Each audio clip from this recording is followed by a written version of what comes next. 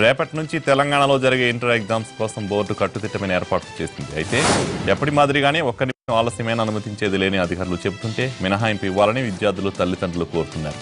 ఈసారి మొత్తం 9,42,000కు పైగా విద్యార్థులు హాజరవుతున్నట్టు బోర్డు చెబుతోంది. ఇందుకోసం మొత్తం 1,277 పరీక్షా కేంద్రాలను ఏర్పాటు చేశారు. ఉదయం 9 నుంచి 12 వరకు ఎగ్జామ్ జరగనుంది. అయితే గంటకు ముందే ఎగ్జామ్ సెంటర్కు చేరుకోవాలని అధికారులు చెబుతున్నారు. నిమిషం ఆలస్యమైన ఎట్టి పరిస్థితుల్లోనూ అనుమతించేది లేదని కరాఖండిగా చెప్పేస్తున్నారు అధికారులు.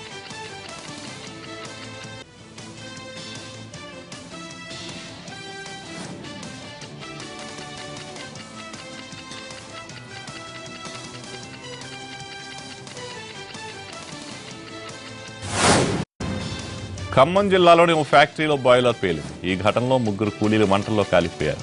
మరో 6 కూలీలకు తీవ్ర గాయాలయ్యాయి. పెనుబల్లి మండలం నాయకులగూడెంలోని సాయి సంజు సీడ్స్ మొక్కజొన్న ఫ్యాక్టరీలో ఈ ఘటన సంభవించింది.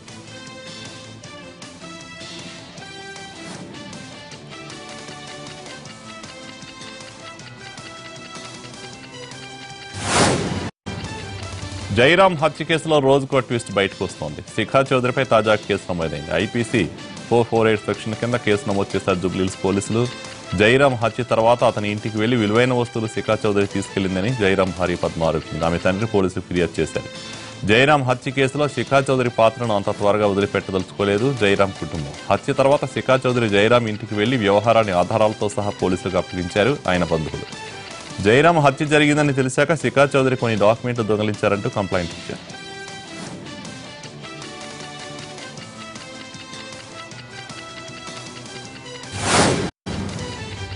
నల్గొండలోని దురాజుపల్లి పెద్దగట్టు జాతరను భక్తులు ఘనంగా నిర్వహించారు. గజ్జల లాగులు వేసుకుని కత్తులు చేతపుని డప్పు వాయిద్యాల మధ్య ఓలింగ అంటూ భక్తులు స్వామివారిని దర్శించుకున్నారు. బోనాలు సమర్పించి మొక్కులు చెల్లించుకున్నారు.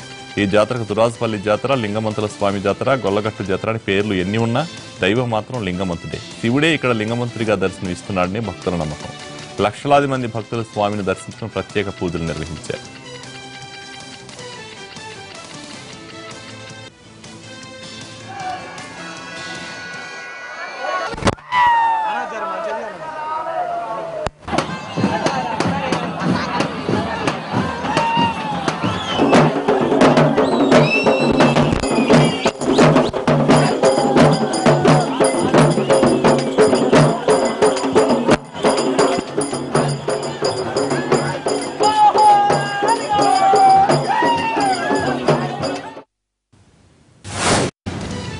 నిజామాబాద్లో అంగన్వాడీ ఉద్యోగులు తమ సమస్యలు పరిష్కరించాలంటూ కలెక్టరేట్ ముందు ఆందోళన దిగారు. కేంద్ర ప్రభుత్వం తమకు పెంచిన జీతాన్ని రాష్ట్ర ప్రభుత్వం వెంటనే అమలు చేయాలని అంగన్వాడీ ఉద్యోగులు డిమాండ్ చేశారు.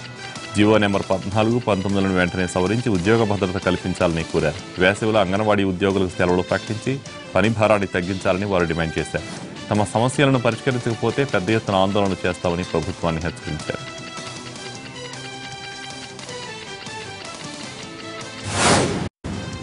ఎస్సీ కార్పొరేషన్ సబ్సిడీ రుణాలు వెంటనే విడుదల చేయాలని కోరుతూ కుల వివక్ష వ్యతిరేక పోరాట సంఘం ఆధ్వర్యంలో కలెక్టరేట్ కార్యాలయం ఎదుట లబ్ధిదారులు ధర్నాకు దిగారు. ఎస్సీలకు తెలంగాణ ప్రభుత్వం ఇస్తారన్న 3 ఎకరాల భూమి, డబుల్ బెడ్రూమ్ ఇల్లు ఇంతవరకు ఇవ్వలేదని వారు ఆవేదన వ్యక్తం చేశారు. ఎస్సీలకు రుణాలు ఇవ్వకుండా అనగదొక్కుతున్నారని కేవీపీఎస్ నాయకులు మండిపడ్డారు. జిల్లాలో 2017-18 సంవత్సరంలో ఎస్సీ ఎస్టీ కార్పొరేషన్లో రుణాల కోసం దరఖాస్తులు పెట్టుకున్నారని, వెంటనే 635 మంది లబ్ధిదారులకు వెంటనే రుణాలు మంజూరు చేయాలని వారు డిమాండ్ చేస్తున్నారు.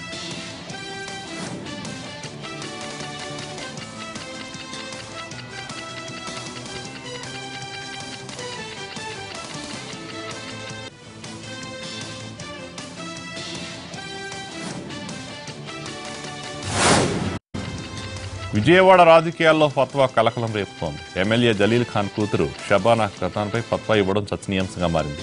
ఇస్లాం ప్రకారం బురకా లేకుండా మహిళలు రాజకీయాల్లోకి రాకూడదని మత పెద్దలు ఫత్వా ఇచ్చారు. మౌలానా అబ్దుల్ ఖదీర్ రజీ షబానాకు ఫత్వా జారీ చేశారు. మాజీ మేయర్ మల్లికా బేగం ఫిర్యాదుతో షబానాపై ఫత్వా జారీ అయింది.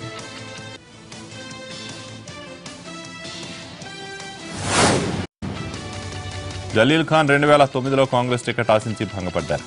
మాజీ మేయర్ మల్లికా బేగంకు టికెట్ దక్కింది. దీంతో మత పెద్దలపై ఒత్తిడి చేసి అప్పట్లో మల్లికా బేగంకు జలీల్ ఖాన్ ఫత్వా జారీ చేయించారు. ఈ ఫత్వా కారణంగానే 2009లో తాను ఓడిపోయారని మల్లికా బేగం ఆరోపిస్తున్నారు. మహిళని కూడా చూడకుండా తనపై అన్యాయంగా వ్యవహరించిన జలీల్ ఖాన్ ఇప్పుడు కూతురి విషయంలో ఏం చేస్తారని ఆమె ప్రశ్నించారు. తనలాగే జలీల్ కూతురు షబానాకు ఎందుకు ఫత్వా ఇవ్వలేదని మల్లికా బేగం మత పెద్దలను నిలదీశారు. దీంతో షబానాకు కూడా ఫత్వా ఇచ్చింది.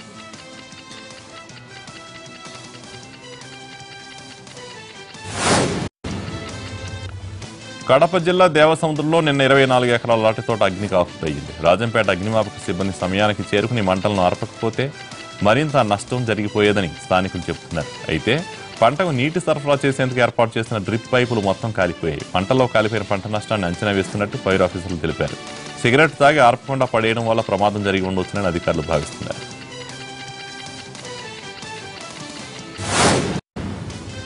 ప్రకాశం జిల్లాలో ఓ యువతిని కుటుంబ సభ్యులే హత్య చేయడం స్థానికంగా కలకలం రేపుతోంది. మిరణంచెర్ల గ్రామానికి చెందిన స్వాతి గద్వాలకు చెందిన శ్రీనివాస్తో అక్రమ సంబంధం కొనసాగిస్తోంది. ఈ విషయం తెలిసిన ఆమె తండ్రి వెంకటరెడ్డి, తమ్ముడు చక్రపాణి రెడ్డిలు ప్రణాళిక ప్రకారం స్వాతిని ఇంట్లో హత్య చేశారు. శవాన్ని సంచిలో తీసుకెళ్లి పెద్దారవీడు మండలం కాటమరాజు తాండా సమీపంలో పెట్రోల్ పోసి మృతదేహానికి నిప్పంటించి అక్కడి నుంచి వెళ్లిపోయారు. శవం పూర్తిగా కాలకపోవడంతో మరుసటి రోజు సగం కాలిన శవాన్ని మూట కట్టుకుని అక్కడి నుంచి అద్దవీడు మండలం యాచవరం కొండలోకి తీసుకెళ్లారు. అక్కడ శవాన్ని పూర్తిగా కాల్చి మార్కాపురం చేరుకున్నారు. సెల్ నెంబర్ ఆధారంగా ముద్దాయిలను అరెస్ట్ చేసిన పోలీసులు శవానికి పంచనామా నిర్వహించి కేసు దర్యాప్తు చేస్తున్నారు.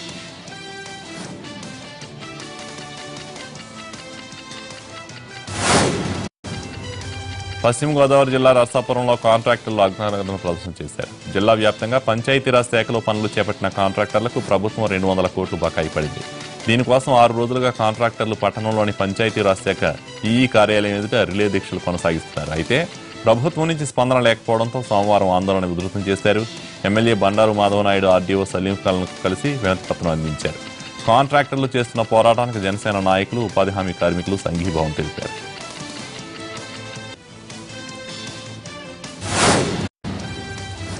తమకు ఉద్యోగ భద్రత కల్పించాలంటూ ఎంపీఈఓలు శ్రీకాకుళం జిల్లా కలెక్టరేట్ ఎదుట ధర్నాకు దిగారు.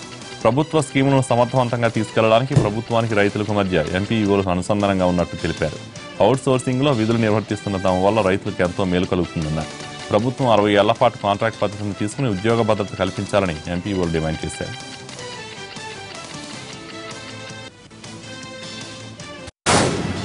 అనంతపురం టీడీపీలో మరోసారి వర్గ విభేదాలు భగ్గుమన్నాయి. రామ్నగర్ బ్రిడ్జ్ నిర్మాణం విషయంలో MP JC, MLA Prabhakar Chowdary మధ్య వివాదం నడుస్తోంది.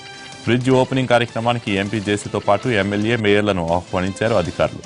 ఎవరితో సంబంధం లేకుండా ఎంపీ జేసీ దివాకర్ రెడ్డి బ్రిడ్జిని ప్రారంభించడంతో నేతలు మండిపోతున్నారు. ప్రోటోకాల్ పాటించకుండా బ్రిడ్జిని ప్రారంభించారని ఎమ్మెల్యే ప్రభాకర్ చౌదరి ఆగ్రహం వ్యక్తం చేశారు.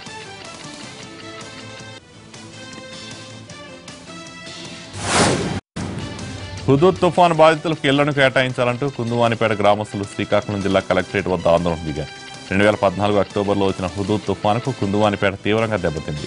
ముఖ్యమంత్రి చంద్రబాబు ఇల్లు కోల్పోయిన వారి కోసం 300 ఇళ్లను మంజూరు చేశారు. ఇప్పటివరకు సుమారు 280 ఇళ్లు పూర్తయిపోయాయి.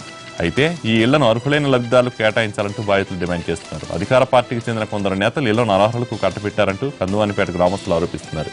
ఈ విషయంపై చర్యలు తీసుకోవాలని కోరుతూ కలెక్టర్కు వినతిపత్రం ఇచ్చారు. ప్రకాశం జిల్లా ఒంగోలులో ఉద్రిక్తత చోటు చేసుకుంది. వైసీపీ ఫ్లెక్సీలను టీడీపీ కార్యకర్తలు చించివేశారంటూ ఆందోళన దిగారు. దీంతో ఇరు వర్గాల మధ్య ఘర్షణకు దారితీసింది. 2 పార్టీల కార్యకర్తలు పోటాపోటీగా ఆందోళన దిగారు. కొత్తపట్నం బస్టాండ్ సెంటర్లో రోడ్డుపై రాస్తారోకోలు చేశారు. దీంతో అప్రమత్తమైన పోలీసులు పరిస్థితిని అదుపులోకి తీసుకొచ్చారు. కమ్మపైనలో వైసీపీ కార్యాలయం ప్రారంభోత్సవానికి వెళ్తున్న బాలినేని శ్రీనివాసులరెడ్డిని పోలీసులు అడ్డుకున్నారు.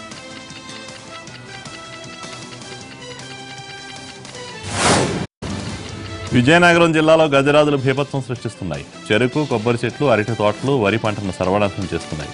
ఏనుగుల దాడిలో ఇప్పటికే కొమరాడ మండలం చెవిసెల గ్రామానికి చెందిన ఒక రైతు చనిపోగా 3 తీవ్రంగా గాయపడ్డారు. ఇంత జరుగుతున్నా అధికారులు పట్టించుకోవడం లేదని అంటున్నారు. గతంలో వీటిని అటవీ ప్రాంతంలోకి పంపే ప్రయత్నం చేసినా తిరిగి గ్రామాల్లోకి వచ్చేస్తున్నాయంటున్నారు అటవీ అధికారులు. రాత్రి వేళల్లో ఓళ్ల మీదకి ఏనుగుల మంద వచ్చే ప్రమాదం ఉండటంతో గ్రామాల్లో దండోరాలు వేస్తూ అప్రమత్తం చేస్తున్నారు అధికారులు. వీటిని శాశ్వతంగా అటవీ ప్రాంతంలోకి పంపేందుకు మరోసారి ఆపరేషన్ గజా చేపట్టాలని భావిస్తున్నారు.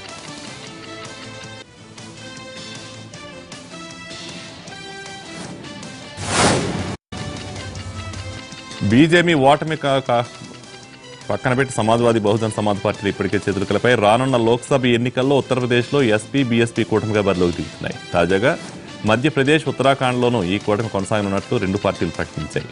మధ్యప్రదేశ్లో మొత్తం 29 లోక్సభ నియోజకవర్గాలు ఉండగా సమాజ్వాదీ పార్టీ 3 స్థానాల్లో పోటీ చేయనుంది. మిగతా 26 నియోజకవర్గాల్లో బీఎస్పీ బరిలోకి దిగనున్నట్లు ఈ పార్టీల అధ్యక్షులు అఖిలేష్ యాదవ్, మాయావతి నేడు సంయుక్త ప్రకటన చేశారు. ఇక ఉత్తరాఖండ్లో 5 లోక్సభ స్థానాలు ఉండగా ఎస్పీ ఒక చోట, బీఎస్పీ 3 నియోజకవర్గాల్లో పోటీ చేయనుంది. ఢిల్లీ ఇండియా గేట్ దగ్గర జాతీయ యుద్ధ స్మారకాన్ని ప్రధాని మోడీ ప్రారంభించారు. స్వాతంత్ర్యం వచ్చిన 7 దశాబ్దాల తర్వాత అమర జవాన్ల స్మృతి సాకారమైందన్నారు మోడీ. సైనికుల త్యాగాల కారణంగానే దేశం ఈ స్థాయికి ఎదిగిందని గుర్తు చేశారు ప్రధాని.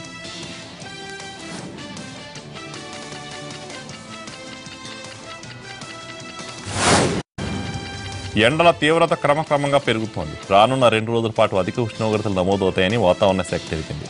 2 డిగ్రీల మేర ఉష్ణోగ్రతలు పెరిగే అవకాశాలున్నాయని ప్రజలు జాగ్రత్తగా ఉండాలని సూచిస్తున్నారు. గరిష్ట ఉష్ణోగ్రతలు సాధారణం కంటే 6 నుంచి 7 డిగ్రీల మేర పెరిగాయి. అత్యధికంగా సంగారెడ్డి జిల్లాలో 39.4 డిగ్రీల గరిష్ట ఉష్ణోగ్రత నమోదైంది. జోగులాంబ, గద్వాల, కరీంనగర్లో 39.3, సిద్దిపేట, నారాయణపేట, మహబూబ్నగర్ జిల్లాలో 39.2, భద్రాద్రి, కొత్తగూడెం, వనపర్తిలో 39 డిగ్రీల అధిక ఉష్ణోగ్రతలు రికార్డయ్యాయి. ఇక గ్రేటర్ హైదరాబాద్లో 37 డిగ్రీలు నమోదైందని వాతావరణ శాఖ తెలిపింది.